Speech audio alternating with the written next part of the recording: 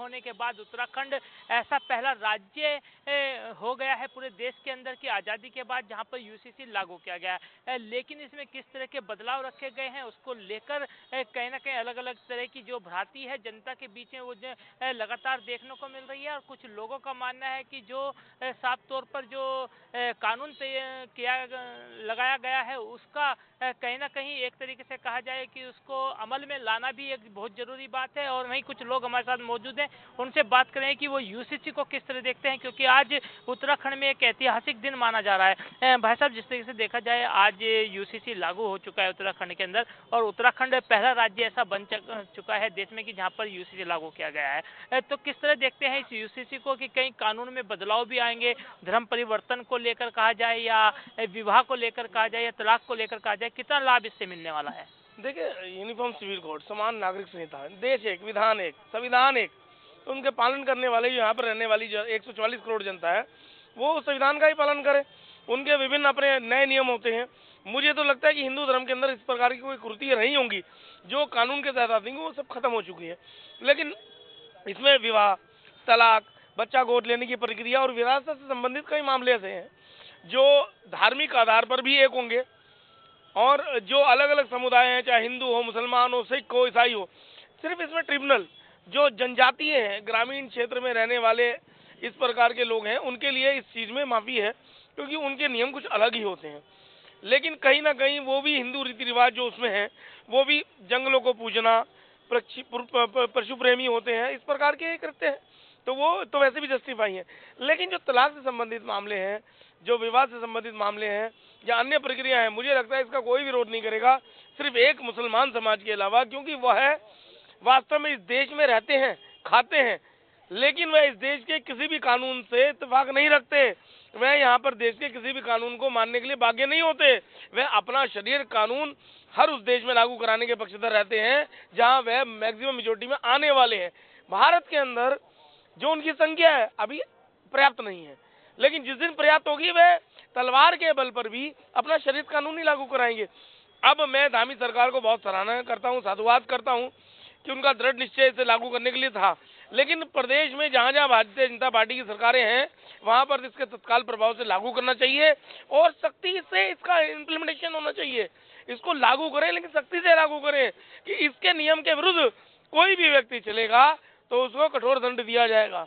भाई साहब, जिससे देखा जाए तमाम तरह के जो प्रावधान है इसमें रखे गए हैं, जुर्माने का प्रावधान भी रखा गया है, सजा का प्रावधान भी रखा गया है, लेकिन जिस तरीके से देखा जाए जो धर्म परिवर्तन का मामला है लगातार, क्योंकि उत्तराखंड में कई मामले ऐसे देखने को मिले कि धर्म परिवर्तन होता हुआ नजर आया, जबरदस्ती धर्म परिवर्तन कराया गया, तो उसको लेकर भी कानून बनाया गया। तो क्या लगता है अब वो धर्म परिवर्तन रुक पाएगा? देखिए, मुझे नहीं लगता वो रुक पाएगा। आप देखिए, इस मामले में ईसाई मिशनरियों के द्वारा लोभ लालच के चलते हिंदू समाज के मासूम लोगों को धर्मांतरित किया जाता है, और वो कोई एक दिन की प्रक्रिया नहीं, तो वो सतत प्रक्रिया है, लंबे समय से चलने वाली प्रक्रिया है जिसके तहत वो से कार्य करते हैं। तो मुझे नहीं लगता, साक्ष्यों के अभाव में हमेशा वो लोग बच जाते हैं। कानून की कई कमजोरियां होती हैं जो उनको पता है। एक बहुत बड़ा पैनल वकीलों का उनके पास है जो इसमें उनका बचाव करता है, तो कहीं ना कहीं हम अपने कानून के उसमें खुद ही गिर जाते हैं, और कानून में जो लचर प्रक्रिया है वही लोग उनको फायदा पहुंचाती है। आप जाकर देखिए, झाझारा के पास पूरी बेल्ट है और कांग्रेस के वरिष्ठ नेता हैं जो प्रदेश के दायित्व पर बैठे हैं, धर्मांतरण की ऐसी स्थिति उन्होंने वहां कर दी कि वहां पर उधर रहने वाला जितना भी हमारा कमजोर समाज था, दलित समाज था, उन सबको वो लोभ लालच के चलते सबको कन्वर्जन कर चुके हैं। वहां एक बहुत बड़ी चंगाई सभा वहां पर की जाती है, उस चंगाई सभा में लोगों को भ्रामकता के जाल में बिठाया जाता है और धर्मांतरण किया जाता है। आज तक जब उस पर काबू नहीं हुआ, तो मुझे नहीं लगता धर्मांतरण जैसी समस्या इस बिल को लाने के बाद भी खत्म होगी। वह उसके लिए बहुत बड़े प्रयास करने की आवश्यकता है। जब तक उसमें 2, 4, 5 लोगों को एक गंभीर सजाओं के कटघरे में लाया नहीं जाएगा, तब तक धर्मांतरण जैसे नियमावली लागू नहीं होगी। तो उसके लिए और सख्ती करनी पड़ेगी, मुझे लगता है। बिल्कुल, कहीं न कहीं जो यूसीसी लाया गया है उसको लेकर कानून तो बनाया गया है, लेकिन उस पे अमल लाना भी बहुत ज़रूरी है क्योंकि लगातार देखा जाता है कि कानून तो बना दिए जाते हैं लेकिन उन पर अमल नहीं किया जाता और जिसके कारण जो कानून है वो रखा रह जाता है। सिर्फ़ कानून के नाम पर एक धब्बा कहा जा सकता है कि वो धब्बा लगता है। लेकिन वहीं कुछ लोग और मौजूद हैं, उनसे भी जानेंगे कि आखिर यूसीसी को लेकर वो क्या कुछ कहेंगे। सर, जिस तरीके से आज उत्तराखंड के अंदर यूसीसी लागू कर दिया है, तो कहीं न कहीं एक ऐतिहासिक दिन माना जा रहा है, तो किस तरह देखते हैं इस यूसीसी को जो कानून है वो बदलाव होगा? कानून तो ठीक है, यूसीसी बहुत बढ़िया है, सबके लिए एक समान होना चाहिए, हिंदू मुसलमान के लिए भी होना चाहिए, इसके लिए सबके ठीक है। बस ज़्यादा मैं नहीं कहूँगा, मैं यही कहूँगा कि बहुत बढ़िया करा इन्होंने कि एक कानून करते हैं इन्होंने। तो जो कानून बनाए जा रहे हैं जिस तरह से कई बदलाव इसमें देखे जाएंगे, चाहे वो रिलेशनशिप को लेकर हो, तलाक को लेकर हो, विवाह को लेकर हो, एक पंजीकरण कराना होगा। एक समान होना चाहिए सब कुछ, सबके लिए एक कानून होना चाहिए, चाहे तलाक का मामला हो या वैसा मामला हो। तो इससे लाभ मिलेगा उत्तराखंड वासियों सबको लाभ मिलेगा, कोई नहीं लाभ मिलेगा, सबके लिए मान लाभ मिलेगा, सबके लिए मिलेगा। बिल्कुल, कहीं न कहीं जनता का ये मानना है कि जो यूसीसी लागू किया गया है वो सबके लिए ही कहीं न कहीं एक समान कानून होगा, एक समान नागरिकता होगी, एक तरीके से सारा पूरा जो कहा जाए कि जो कानून है वो एक ही होंगे, तो इससे कहीं न कहीं उत्तराखंड वासियों को ज़रूर लाभ मिलता हुआ नज़र आएगा। वहीं कुछ और लोग मौजूद हैं हमारे साथ, उनसे भी जानें कि आखिर यूसीसी को लेकर वो किस तरह देखते हैं। भाई साहब, यूसीसी लागू कर दिया गया है आज उत्तराखंड में, तो किस तरह देखते हैं इस चीज़? बहुत बढ़िया हो गया है। सबका भैया एक जगह हक होगा, एक जैसा सबको कानून में मिलेगा, कोई इसमें टेंशन वाली बात नहीं है और बढ़िया ही हुआ। और राज्यों में भी जहाँ जहाँ बीजेपी की सरकार है वहाँ होना चाहिए और आराम से होना चाहिए, कोई बिना किसी भेदभाव के। भाई साहब, जहाँ बीजेपी की सरकार है वहीं पे होना चाहिए या पूरे देश में होना चाहिए? क्योंकि कहीं न कहीं कांग्रेस की जहाँ सरकार है शायद वहाँ ज़्यादा ज़रूरी है ये यूसीसी। देखो जी, पूर्णतः पूरे राज्य में चाहिए, हर राज्यों में होना चाहिए, बस जहाँ बीजेपी की सरकार है कम से कम वहाँ तो तुरंत पारित करें। बिल्कुल, कहीं न कहीं ये मानना सबका है कि जिस तरीके से मुख्यमंत्री पुष्कर सिंह धामी ने ये एक कहा जाए कि अच्छा काम यहाँ पर किया है कि यूसीसी लागू किया है, क्योंकि मुख्यमंत्री पुष्कर सिंह धामी ने 2022 के चुनाव में कहीं न कहीं एक वादा जनता से किया था कि जब वो सत्ता पर काबिज होंगे तो यूसीसी उत्तराखंड के अंदर लागू करेंगे और कहीं न कहीं वो वादा अब कहीं न कहीं पूरा होता हुआ नजर आया है, क्योंकि उत्तराखंड के अंदर आज से यूसीसी लागू हो चुका है और यूसीसी लागू होने के बाद उत्तराखंड एक ऐसा पहला राज्य हो चुका है कि जहाँ पर यूसीसी लागू किया गया है। और वही जनता का मानना है कि कहीं न कहीं यूसीसी जिस तरीके से उत्तराखंड के अंदर लागू किया गया है, तमाम कानून एक समान यहाँ पर किए गए हैं, तो इसको देखते हुए कहीं न कहीं अन्य राज्यों में खासकर जहाँ पर बीजेपी की सरकार है वहाँ पर कहीं न कहीं यूसीसी जरूर लागू होना चाहिए। वहीं कुछ और लोगों से हम यहाँ पर बात करने की कोशिश करेंगे और उनसे बात करेंगे कि आखिर वो यूसीसी को किस तरह देखते हैं। देखिए, कहीं यूसीसी को लेकर तमाम लोग कहीं न कहीं सराहना करते हुए नजर आ रहे हैं। भाई साहब, यूसीसी लागू हो चुका है, किस तरह देखते हैं आप यूसीसी? बेटर है एक तरीके से, एक मिनट में लाइन पर भी बिल्कुल, कहीं न कहीं इसको बेटर ही माना जा रहा है और यूसीसी को लेकर कहीं न कहीं कहा जा रहा है कि एक अच्छा कानून उत्तराखंड के अंदर लागू किया गया है, तो इससे कहीं न कहीं आम जनता को भी कहीं न कहीं लाभ मिलता हुआ ज़रूर नज़र आएगा। वहीं कुछ युवा भी यहाँ पर बैठे हैं, उनसे भी बात करने की कोशिश करेंगे। भैया, उत्तराखंड के अंदर यूसीसी लागू कर दिया गया है, तो क्या लगता है आपको कि यूसीसी कामयाब होगा? किस तरह देखते हैं इस यूसीसी को? आप एक छात्र भी होंगे क्योंकि युवा हैं तो कॉलेज वगैरह तो जाते ही होंगे, तो कुछ यूसीसी में कुछ बदलाव भी किए गए हैं। विवाह को लेकर पंजीकरण की बात करें कि विवाह यदि होगा तो पंजीकरण अनिवार्य होगा, यदि पंजीकरण नहीं कराते हैं तो 10,000 का जुर्माना भी है और उसके साथ ही सजा का प्रावधान भी रखा गया है। तो किस तरह देखते हैं जिस तरीके से उत्तराखंड के अंदर यूसीसी लागू किया गया है, क्या अन्य राज्यों में भी इस तरीके से यूसीसी लागू करना चाहिए? I have no idea about this. आप बताएंगे कि यूसीसी आपको किस तरह लगता है? सर, एक तरीके से अच्छा ही है कि कर रहे हैं, कुछ तो एफर्ट्स कर रहे हैं। और जैसे आपने बोला कि अगर वो मतलब अगर हम शादी करते हैं और उसके बारे में पंजीकरण वगैरह करते, तो आप पहले भी तो एक तरीके से होता ही था कि मैरिज और उसका सर्टिफिकेशन हो रही है, तो फिर I don't think it's too much of A difference.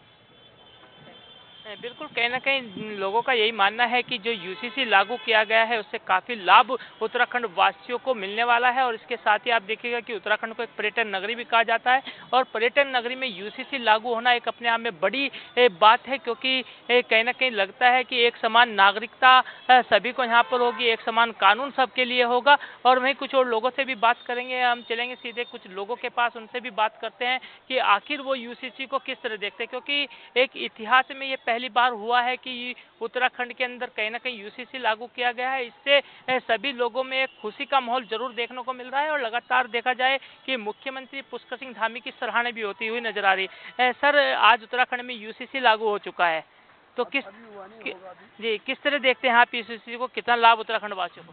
सारा लाभ मिलेगा उत्तराखंड वासियों को, क्या सही है, बल्कि पूरे देश में लागू होना चाहिए। यूसीसी तो सबके लिए है, इसमें कोई धर्म का तो संबंध है नहीं, ना जाति का संबंध है, पूरे देश के हर व्यक्ति के लिए सबको समान अधिकार मिलेंगे। जैसे लड़कियों की 18 साल से पहले कोई शादी नहीं कर सकेगा, एक से ज़्यादा कोई बीवी नहीं रख सकेगा, सबके लिए एक जैसा कानून है। ये तो बहुत अच्छा स्टेप है, धामी की तारीफ करते हैं और मैं कहता हूँ पूरे देश में ये यूसीसी लागू हो जाना चाहिए। बच्चों को भी राइट्स मिलेगा, लिव रिलेशन में भी उन्हें रजिस्टर करनी पड़ेगी शादी, उनके बच्चों को भी पूरा वो अधिकार मिलेगा जो एक शादीशुदा के बच्चों को मिलता है। ये बहुत अच्छा काम किया धामी ने, हम धामी सरकार को इस बात के लिए बहुत बहुत बधाई देते हैं। इससे हमारा सौहार्द भी बढ़ेगा, किसी से कोई झगड़ा नहीं, कोई नहीं, सबके लिए एक जैसा कानून, एक जैसा नियम होगा। इसलिए हम बहुत खुश हैं, देहरादून की क्या पूरे देश की जनता खुश है। और हमारा तो मोदी जी से भी निवेदन है और उनका ये वायदा भी था कि मैं 5 साल के अंदर पूरे देश में सिविल कोड लागू कर दूंगा, पूरे देश में लागू कर दे, पूरा देश एक समान, झगड़े वगड़े सब खत्म हो जाएंगे। ये बहुत अच्छा कदम है, इसकी हम तारीफ करते हैं। सर, धामी जी ने जो वादा किया था 2022 में, क्योंकि 2022 में कहीं ना कहीं यहाँ पर चुनाव हुए थे और उससे पहले जो धामी जी हैं उन्होंने वादा किया था कि उत्तराखंड में यदि उनकी सरकार बनती है तो वो यूसीसी लागू करेंगे और कहीं ना कहीं आज उन्होंने वो वादा पूरा कर दिया है। और उस वादे को देखते हुए जिस तरीके से देखा जाए कि तमाम तरह के कानूनों में बदलाव, यदि हम बात करें गौ रक्षा की, तो क्या लगता है गौ रक्षा के लिए भी इसमें कानून लाना चाहिए? बिल्कुल होना चाहिए। गौ रक्षा, गौ हमारी माता है, सभी की माता है। उससे गाय के दूध के, गाय से सैकड़ों फायदे, गौमूत्र की दवाइयाँ बनती हैं, उनसे बड़े फायदे हैं। इसके लिए तो गौ सुरक्षा के लिए तो सबसे बड़ा कानून बनना चाहिए। बल्कि हमारे संतों ने भी कहा है गौ को राष्ट्रीय गाय घोषित कर दिया जाए, मतलब राष्ट्रीय वो घोषित कर दे, माता घोषित कर दे, जिससे कि कोई भी उसके साथ जितनी भी ये आजकल देखो कितनी गोकशी हो रही है, इनके खिलाफ सख्त से सख्त कदम उठाया जाए और सख्त से सख्त कार्रवाई की जाए, ताकि कोई भी हो, उसमें चाहे हिंदू हो, चाहे मुसलमान हो, सिख हो, ईसाई हो, गाय के साथ कोई भी बुरा काम, या बुरा का मतलब कोई दुराचार ना कर सके, उनकी कोई हत्याएं ना कर सके और ऐसी हत्याएं करने वालों को कड़ी से कड़ी सजा मिलनी चाहिए। जिस तरीके से देखा जाए कि जो शादी विवाह है उसका भी पंजीकरण करना अनिवार्य होगा, ऐसे लोगों पर जो पंजीकरण नहीं करते हैं तो उन पर कहीं ना कहीं प्रावधान रखा गया है कि उन पर जुर्माना भी लगाया जाएगा और उसके साथ ही सजा का भी प्रावधान है। तो उसको किस तरह देखते हैं, क्या ये सही है या गलत है? नहीं, सही है। अब जैसे जन्म और मृत्यु का प्रमाण पत्र बनाया जाता है तो उससे पूरी जानकारी रहती है कि भाई किसके यहाँ कितने बच्चे हुए या किसकी डेथ हो गई, उसका बेनिफिट मिलता है। अगर किसी का मृत्यु प्रमाण पत्र बना हुआ है, किसी के घर में कोई दुर्घटना हो जाती है तो आगे कई जगह हमें आवश्यकता पड़ती है। तो इसी तरह से शादी का पंजीकरण होना चाहिए। अब कई लोग हैं शादीशुदा होते हैं और साबित कर देते हैं हम शादीशुदा नहीं है, दूसरी शादी कर लेते हैं, लोगों को, लड़कियों को बरगला लेते हैं, उल्टे सीधे काम करते हैं। ऐसे लोगों के लिए पंजीकरण अनिवार्य है और अगर जो भी शादी का पंजीकरण नहीं कराएगा तो उसके खिलाफ भी सख्त से सख्त कार्रवाई होनी चाहिए, क्योंकि ये भी एक दोष है। किसी बात को छुपाना सबसे बड़ा दोष है। जब आप शादी कर रहे हो तो पंजीकरण कराने में क्या दिक्कत है, ये बताओ। हम अगर बैंक में, हमारे पास पैसे, हम बैंक में पैसे जमा करा रहे हैं तो गलत हो ना कर रहे, ऐसे हम शादी कर रहे हैं तो हमें पंजीकरण कराना चाहिए। मगर गवर्नमेंट को इसमें नियम आसान बनाने चाहिए, मतलब नियम सख्त नहीं होने चाहिए कि लोगों को परेशानी नहीं होनी चाहिए किसी तरह की। बिल्कुल, कहीं ना कहीं नियमों में परेशानी ना हो उसके लिए भी कहीं ना कहीं आज पोर्टल लॉन्च मुख्यमंत्री पुष्कर धामी करने जा रहे हैं, तो उससे भी कहीं ना कहीं लाभ जरूर मिलेगा मैं सोचता हूं। और उससे भी कहीं ना कहीं जो लाभ मिलेगा वो घर बैठे जो पंजीकरण है वो करा सकते हैं।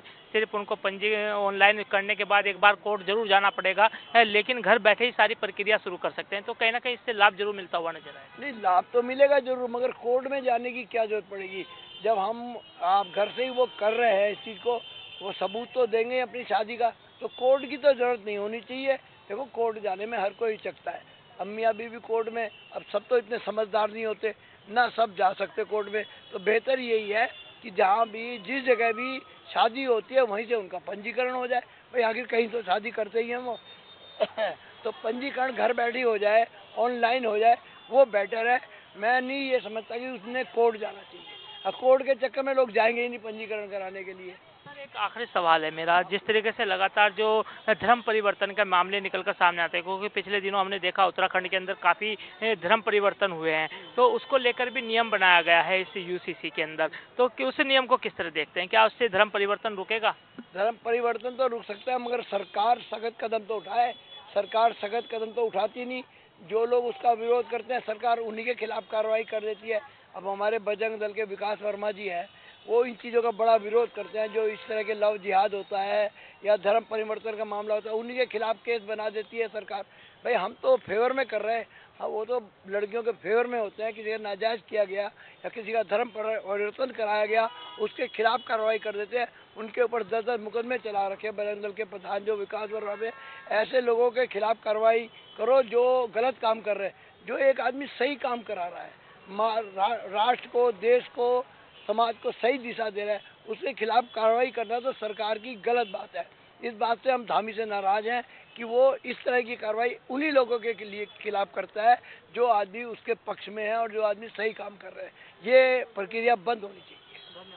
बिल्कुल, कहीं ना कहीं लोगों का मानना है कि जो यूसीसी लागू किया गया है वो एक सराहनीय कार्य धामी का जरूर माना जा रहा है, लेकिन जिस तरीके से धर्म परिवर्तन के मामले उत्तराखंड के अंदर लगातार हुए थे, तो कहीं ना कहीं उससे धामी से नाराज भी लोग नजर आ रहे हैं, क्योंकि उनका मानना है कि जो उसका विरोध करता है धामी सरकार उसी पर कार्रवाई करती है, तो इस तरह की कार्रवाई नहीं होनी चाहिए। और जिस तरीके से देखा जाए कि जो यूसीसी है, यूसीसी को लेकर काफ़ी कुछ लोगों ने कहा है कि जो कानून आया है वो बहुत अच्छा कानून है और उत्तराखंड को इसका कहीं ना कहीं लाभ जरूर मिलेगा। और वहीं जो महिलाएं हैं या कहा जाए जो नाबालिग लड़कियां हैं उनको भी इसका लाभ मिला, क्योंकि जो बालिकाओं को बहला फुसलाकर लोग शादी कर लेते हैं, कहीं ना कहीं उस पर भी रोक लगेगी। तो कहा जा सकता है कि आज उत्तराखंड का जो ऐतिहासिक दिन है ये एक इतिहास में लिखा जाएगा और कहीं ना कहीं इससे लाभ जो है उत्तराखंड वासियों को ही नहीं बल्कि पूरे देश के लोगों को इसका लाभ मिलेगा। और वहीं लोगों का ये भी कहना है कि कहीं ना कहीं देश की जो सरकार है, प्रधानमंत्री नरेंद्र मोदी है, उनको भी सोचना चाहिए कि वो पूरे देश के अंदर इस तरह का यूसीसी लागू करे ताकि सभी पूरे देश के अंदर एक कानून हो, एक समान सबको देखा जाए, एक नज़र से सबको देखा जाए, एक ही तरीके से कहीं ना कहीं समानता हो, उसको लेकर कहीं ना कहीं लोगों का मानना है। वही कुछ महिला भी हमारे साथ हैं, उनसे भी बात करें कि आखिर वो क्या चाहती हैं यूसीसी से। मैम, आज यूसीसी लागू हो चुका है, तो क्या किस तरह देखते हैं, क्या महिलाओं की सुरक्षा है इसमें? देखो सर, वो तो जब हो जाएगा उसमें आ जाएगा कि हो चुका है ये, तब पता लगेगा कि सही हो रहा कि नहीं हो रहा। अभी तो बना है ना, आप बोल रहे हैं, उसके बाद ही लागू होने के बाद ही पता लगेगा हमें कि सही काम हो रहा है करके। बिल्कुल, आपने सही बात कही। आज तक देखा कि अगर हमारे संग कोई बदतमीजी करता है, कोई हाथ लगाता है, कहीं कोई सुनवाई नहीं है। मैं पहाड़ों में रहती हूँ, पहाड़ों में जाती हूँ, वहाँ पर इतना बुरा हाल है कानून का कि कहीं कोई सुनवाई नहीं है। आप जाओ, आपके खून निकल रखा है और झूठे लोग बयान दे देते हैं। आपको दिख रहा है कि चोट लगी है, तब भी आप हमारी रिपोर्ट नहीं लिखते हैं। उनके जो बदमाश पैसे डाल देते हैं जेब में, उनके सुनते हो।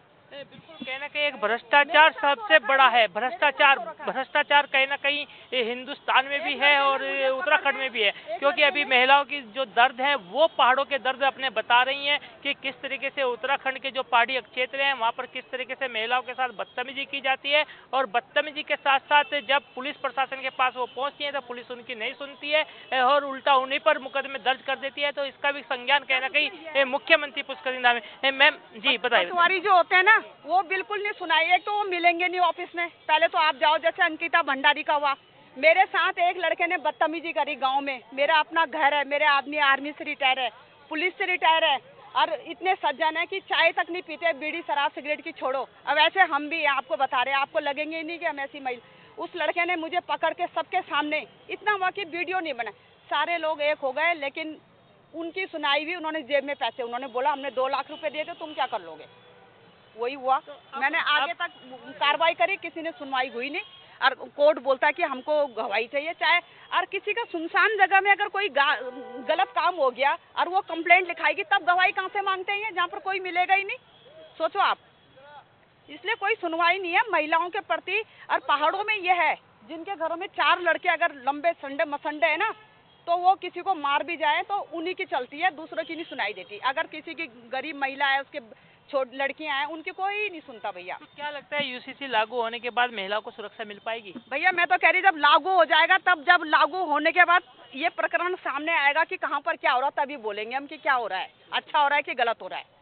बिल्कुल, कहीं ना कहीं यूसीसी लागू किया गया है, लेकिन महिलाओं को सुरक्षा मिलेगी या नहीं मिलेगी ये तो आने वाला वक्त बताएगा, क्योंकि अभी यूसीसी लागू किया गया है लेकिन उसका जो पूरा कानून है वो जनता के बीच नहीं पहुंचा है। जनता को भी समझने में समय लगेगा और कहीं ना कहीं जनता को, सरकार को समझाना भी पड़ेगा कि आखिर वो कानून किस तरीके से काम करेगा और किस तरीके से उसकी जो अधिकार हैं लोगों के और दायित्व हैं वो किस तरीके से निभाएंगे। क्योंकि अभी आपने महिलाओं को सुना कि किस तरीके से अत्याचार उनके ऊपर होता है, किस तरीके से भ्रष्टाचार उत्तराखंड के अंदर होता है, वो आपने अभी सुना। उसको रोकने के लिए कहीं ना कहीं धामी सरकार को भी एक बड़ा कदम यहाँ पर जरूर उठाना पड़ेगा। और रही बात यूसीसी की, जब यूसीसी लागू उत्तराखंड के अंदर आज हो चुका है तो कहीं ना कहीं उसके जो कानून है उनमें बदलाव जरूर देखा जाएगा और बदलाव के बाद किस तरीके से वो काम करता है ये देखने वाली बात होगी। कैमरामैन वीरेंद्र थपलियाल के साथ धनराज गर्ग, JK 24/7 न्यूज, देहरादून। दिल में रहते हैं, लोगों ने हमें दिल में जगह दी हुई है और जल्दी जल्दी लोग दिल में जगह देते नहीं हैं, इसके लिए टाइम लग जाता है भाई साहब। केजरीवाल दिलों में बसता है, इसीलिए आप इकट्ठे होते हो। आप बता दिए, किसी को कोई लालच देके यहां बुलाया गया, कोई दिहाड़ी देके बुलाया गया? उधर देख लो 400-400 रुपए का दिहाड़ी का पैकेज चल रहा है और वो जो 400 रुपया वो भी नहीं देते बेचारों को, बाद में मुकर जाते हैं। ये 2500 कहां से देंगे महिलाओं को? जो दिहाड़ी वाले 400 वाले लेके जाते हैं रैली में इकट्ठे करने के लिए, वो 400 नहीं देते उनका।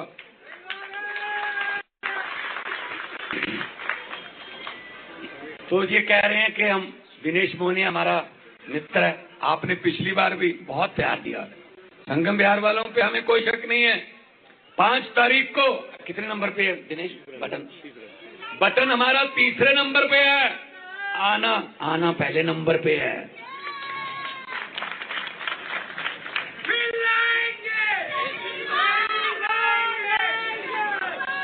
तो ये आपका जुनून, ये आपका प्यार जो है, ये बता रहा है कि आपने फैसला कर लिया है। तो 5 तारीख को 3 नंबर का बटन है, 3 नंबर का बटन दबा के आपकी जिम्मेदारी खत्म, दिनेश मोहनिया की जिम्मेदारी अगले 5 साल के लिए फिर शुरू।